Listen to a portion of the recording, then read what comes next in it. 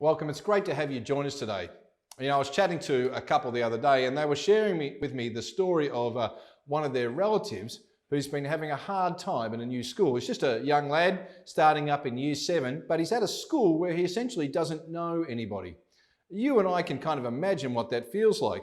The first few weeks of a new school, you're trying to fit in, trying to find a place of acceptance, maybe a few sort of budding friendships, and you go through the first weeks of school where those friendships maybe start to develop a little bit, but then COVID hits and everything gets hit on stop. And so weeks ago again, you have to start that process again. You can imagine how difficult that could be. The schoolyard is fraught with terrors of people trying to fit in, trying to find a place of belonging and acceptance. But of course, for all of us, we know that experience in our own way, but not just in a schoolyard. Because we find it in the workplace. You start a new work environment, you're trying to find out how I can fit in. Or maybe it's a new sporting club or some new community group, a move to a new neighbourhood, and you're trying to find a place of acceptance. It can happen in a church community where you want to find, how do I fit in? What's the key to me having that sense of belonging? And we try it in different ways. Often we try to find, what do we have in common with people? So if we tell a joke and someone laughs, well, maybe we share the same sense of humour. Or you listen to this type of music, I like that type of music, so we have something in common so we can be friends. Maybe it's something more important, like you brag for Hawthorn, I brag for Hawthorn, we can be friends. Or even we flip it over and we say, here's a different form of commonality. So the enemy of my enemy is my friend. You hate Collingwood, I hate Collingwood, let's be friends. It's a way in which we try to find a way to fit in, to know that we're accepted and belonged. Today we read a passage about the lives of two people, a man named Jairus and an unnamed woman, but it's really one story. But ultimately it's a story about how they belong or how they fit in with God's family. The Gospel of Mark compels us to read them together. It's another one of Mark's sandwiches. So this story that we read today, it has a little bit about Jairus at the beginning, then it has the story of the unnamed woman, and then it has the bit about Jairus at the end. So that's the sandwich that we read. And the two stories have very clear parallels and kind of repeating of the same point that makes it very clear about what this story is about. There's a 12-year-old daughter and a woman suffering from a hemorrhage for 12 years. Two desperate people seeking help, seeking healing and hope. There's nothing as desperate as a parent seeking help for a suffering child. I can recall a number of years ago, one extremely late night when my wife and I were on holidays in Echuca, and our youngest daughter at the time, Lauren, she was ill and really struggling. And I remember driving around, searching and searching to find a medical place that was open so that we could get her some help. There's nothing quite as desperate as a parent looking to look after a sick child. And here we discover this guy by the name of Jairus. His 12-year-old daughter is desperately ill. And he is not in a car, but he is searching whichever way he can to find help for her. Jairus is the ruler of a synagogue, the president or head of kind of the local religious Jewish worshipping community. And instead of being at his normal place at a podium, instead he's down on his knees before Jesus, pleading that he might come and lay his hands on his daughter so that she might be healed. The news about Jesus was clear. This is someone who can transform lives. And Jairus comes desperately pleading for him. The passage before what we read today, in verse 17 of that passage, the locals had pled with Jesus to go away. But now Jairus pleads with him to come with him. Before they had fear about Jesus. But now they have faith that Jesus can heal. And Jesus responds, yes, I can come with you. And I can imagine how the man's heart must have leapt inside as he dared to believe that his daughter could be healed. And so they head off to his house with the crowd following, but not for long. because soon the ambulance with the lights and sirens blaring is stopped on the way. And somewhere amongst a crowd of people jostling around Jesus, he feels this person reach out and touch him. And he stops. Jairus' daughter was 12 years old, but this woman had been suffering from illness for 12 years. To be frank, it seems like Jesus needs to learn some lessons about triage. The 12-year-old girl is on her deathbed. This woman's been ill for 12 years. Surely we can deal with this medical problem a little bit later on. But no, Jesus wants to stop because he wants to know this woman. This woman's condition was more than just physical pain. The nature of her illness made her religiously unclean. And in that society, that equated to ostracism. Separated from people. They would see her as contaminated. And to accentuate it, it's reasonable to believe that she wouldn't have been married or had children. Further that, we know that she's essentially bankrupt from her many trips to the doctors. In fact, the gospel writer Mark uses a phrase to describe her pain, almost like a form of punishment. But this woman refuses to accept her disease as her lot in life. And she boldly takes these matters into her own hands, seeking out Jesus. Alone and bankrupt, how will she ever reach this man? How will she ever reach him? She's convinced that he can heal her, and so she works her way through the crowds. The crowds had previously begged Jesus to come to them so that they could touch his garment so that they could be healed. Not this woman.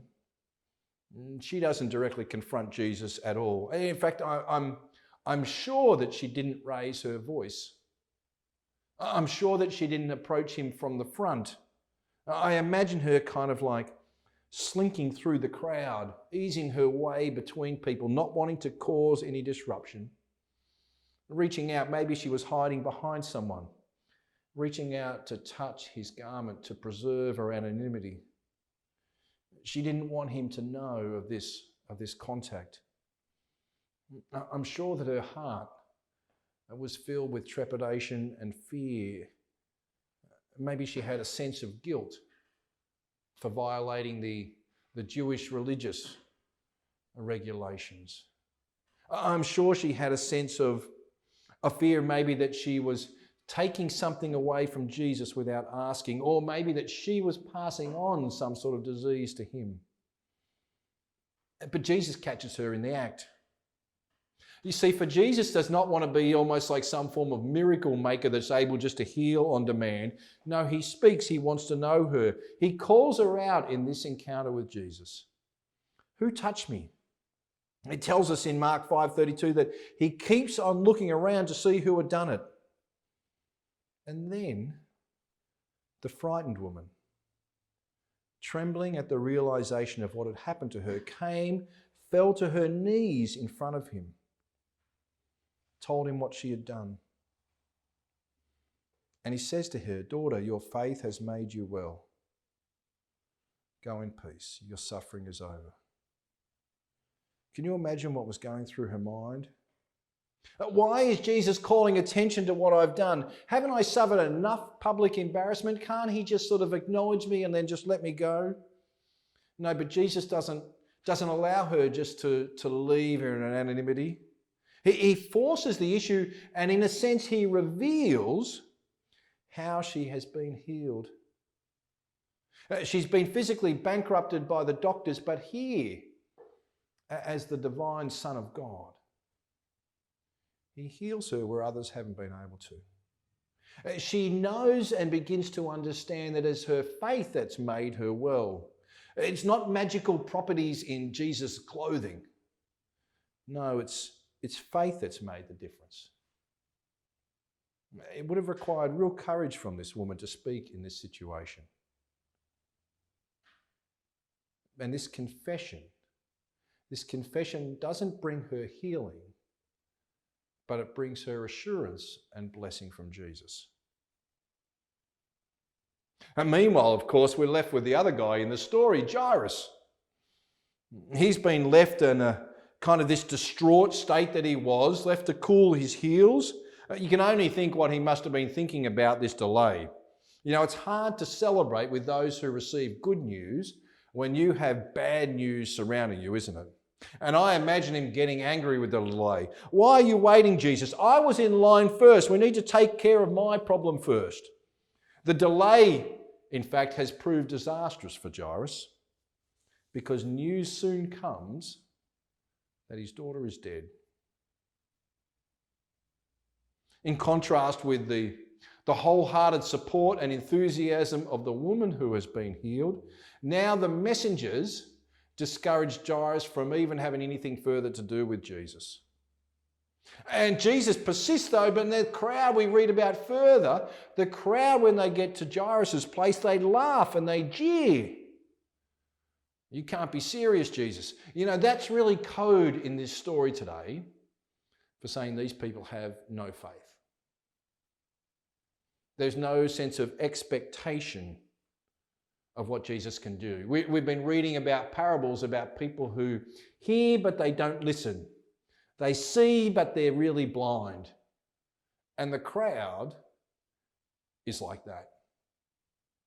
They hear but they're not listening. They have no faith.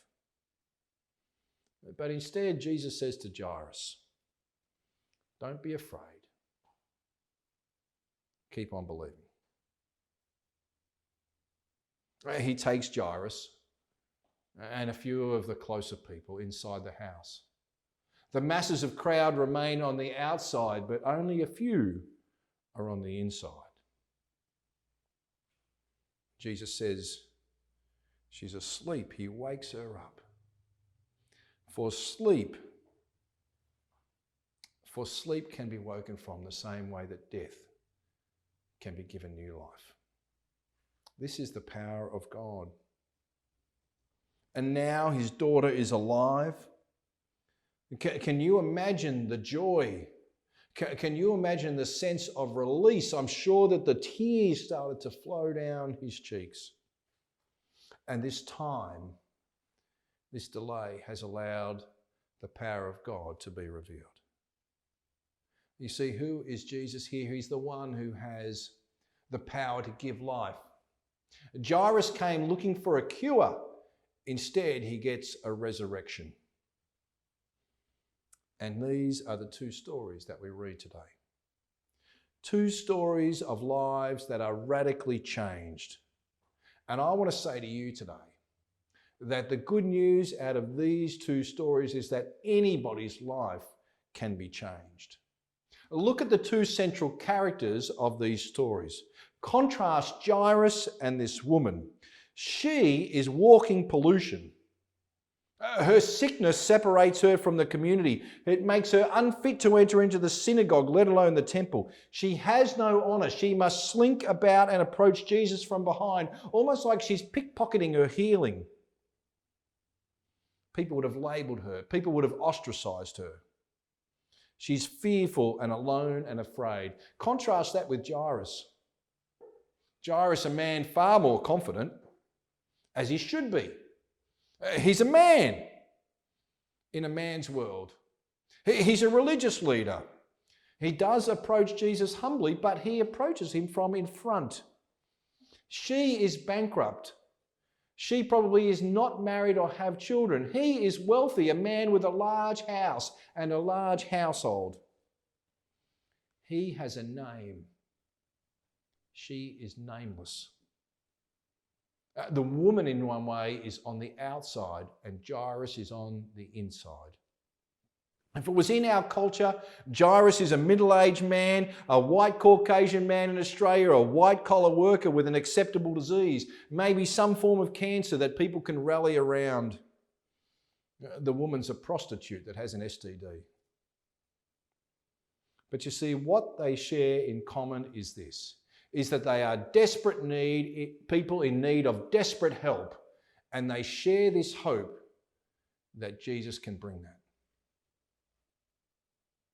You see, being male being ritually pure or religious, holding a high office, being a person of means has no advantage in approaching Jesus. Being a female, being bankrupt, being alone, rejected, being destitute are no barrier to receiving help from Jesus. You see, I want to say to you today, it doesn't matter what your background is, it doesn't matter what your ethnicity is, your economic status, your employment status, your education, your gender, it doesn't matter what any of those things are. Because a transformed life is available to all from Jesus. Faith makes the difference. You see, in both of these stories, Jesus has the power to overcome their pain and to reverse it. The Jewish laws concerning religious purity were the things that separated people from God. And Jesus has the ability to take them on himself and to bring reconciliation between God and each person. And that's what he offers for each one of us. Jesus ventures into the graveyard.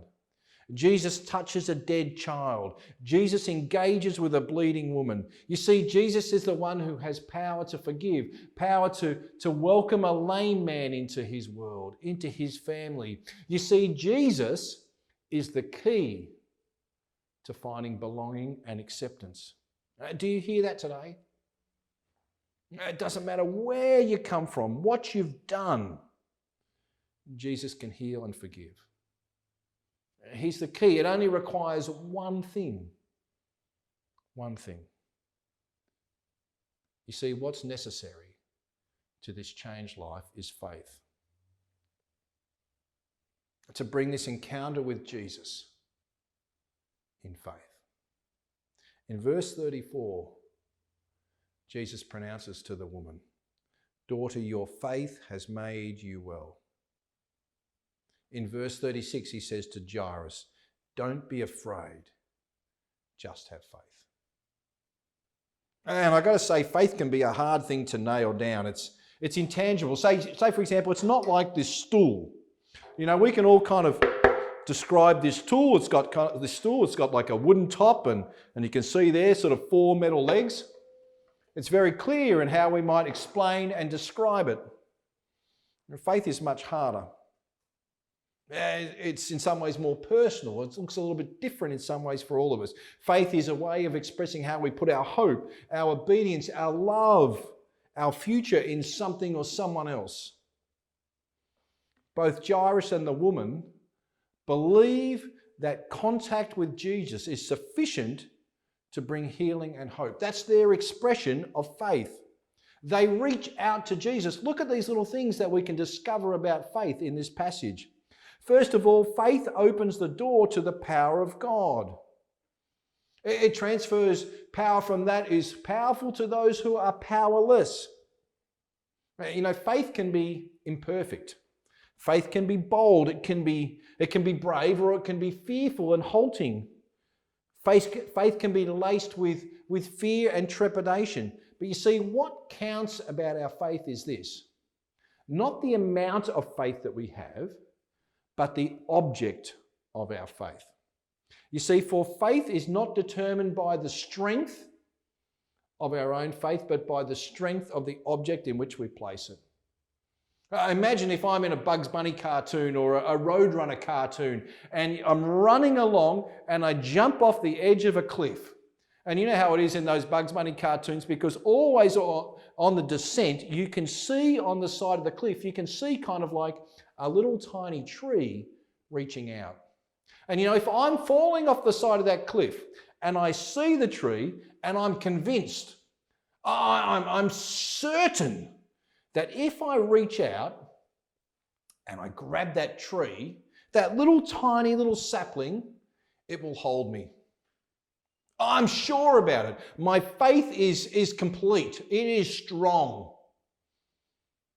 You see, the only problem is this, is if I'm falling down at 9.8 meters per second and I reach out and I grab that little tree, even though I'm certain Now, I'll let you in on a little secret here. I weigh a little bit more than 70 kilos. I'm pretty sure that tree is just going to rip out and I'm going to continue to fall. You see, what's important is not the strength of my faith, but the object in which I'm placing my faith. Imagine if we change it around a bit and I run and I jump off the edge of the cliff, and as I'm falling down, there is an enormous tree.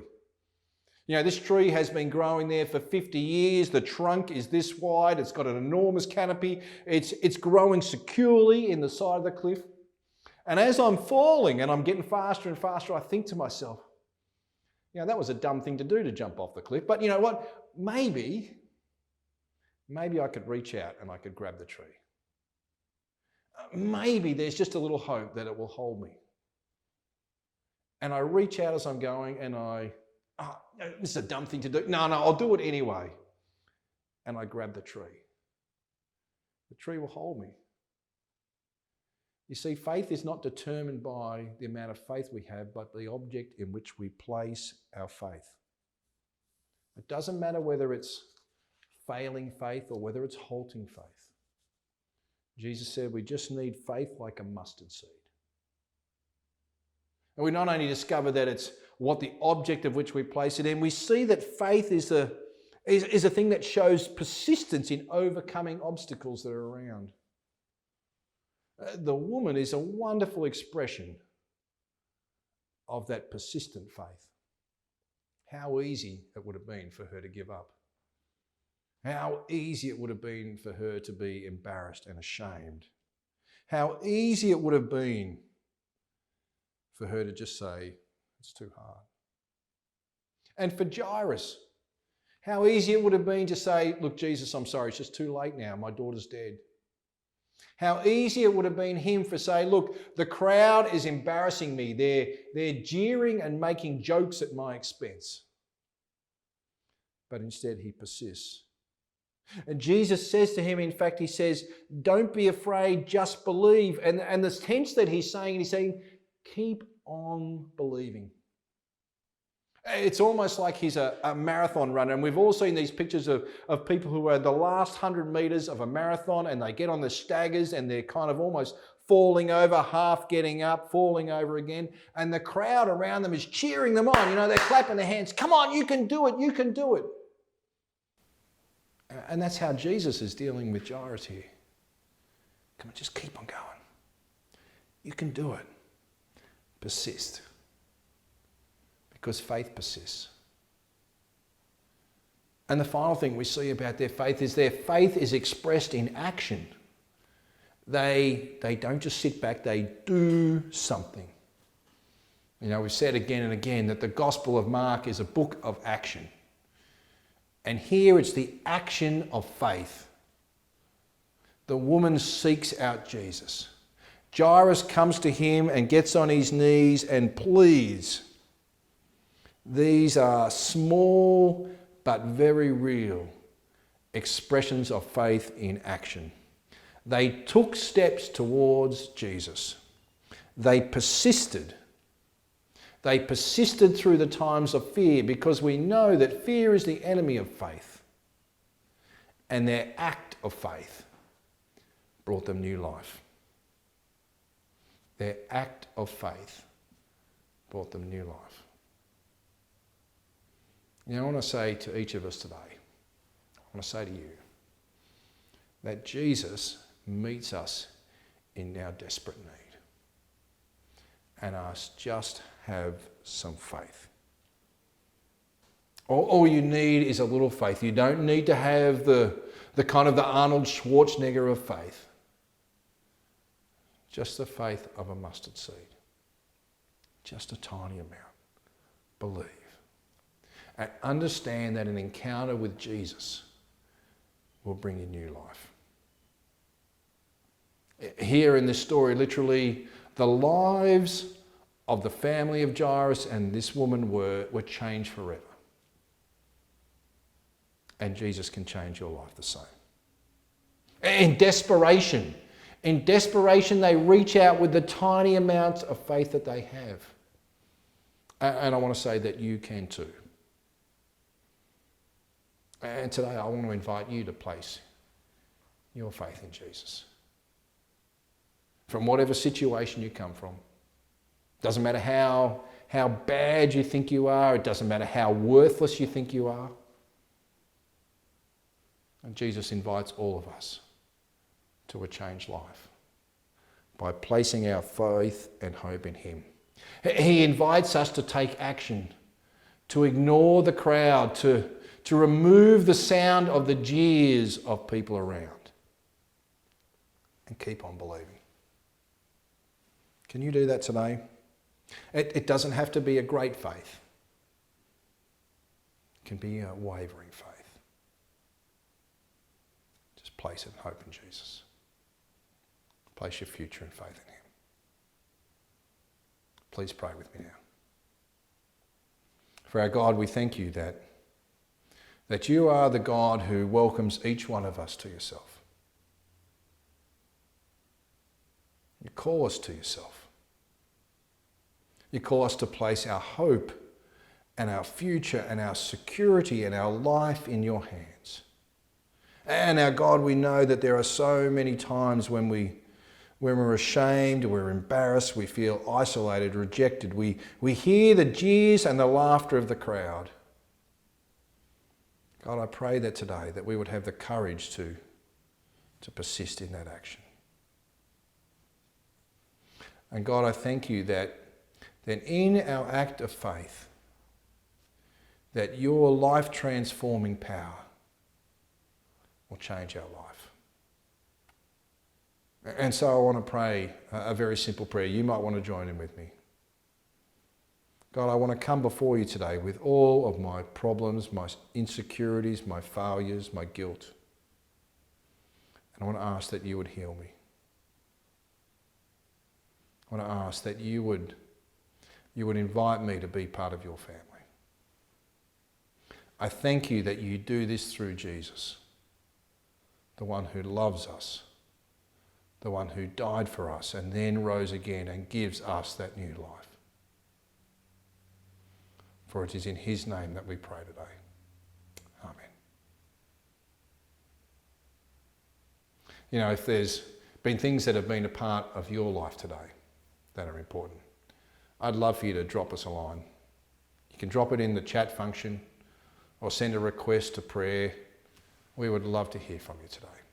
Thanks very much for joining us.